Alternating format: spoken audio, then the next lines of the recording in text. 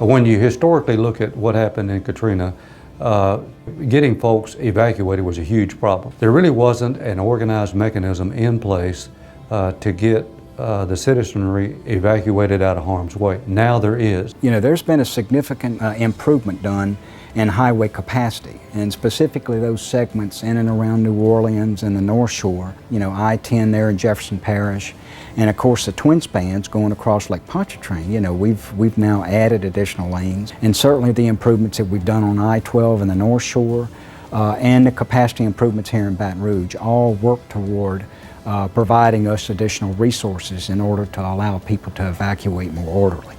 We have standing contracts that brings us a great deal of commercial bus assets to the state, as well as we've developed through the Department of Education and in concert with Louisiana National Guard, who are going to be our drivers for school buses in those instances where using a commercial bus wouldn't be appropriate. We've implemented what we call contraflow operations 3 times previously.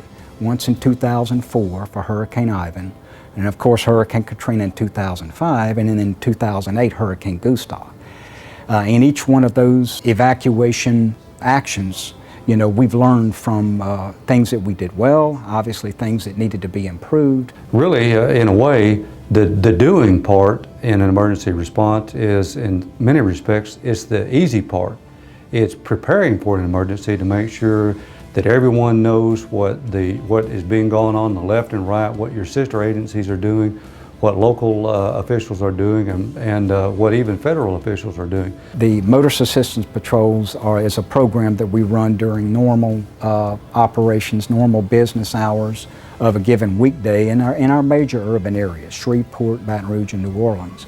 And certainly it's a key component of our evacuation plan, along with contraflow, something that we feel like is needed, especially with a mass evacuation, in order to get additional vehicles on the road that can assist stranded motorists. Because if you have a breakdown in a travel lane that is being used for evacuation, that can create a significant problem for you.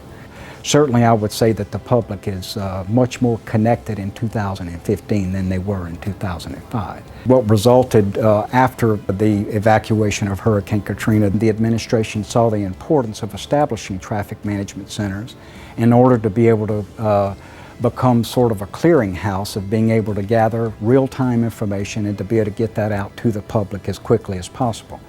And that information is very important because it allows us to get information pretty much spot on while the public is driving on the road. And I think that all of that works towards our capability of improving the evacuation event, should we ever have to address that in the future.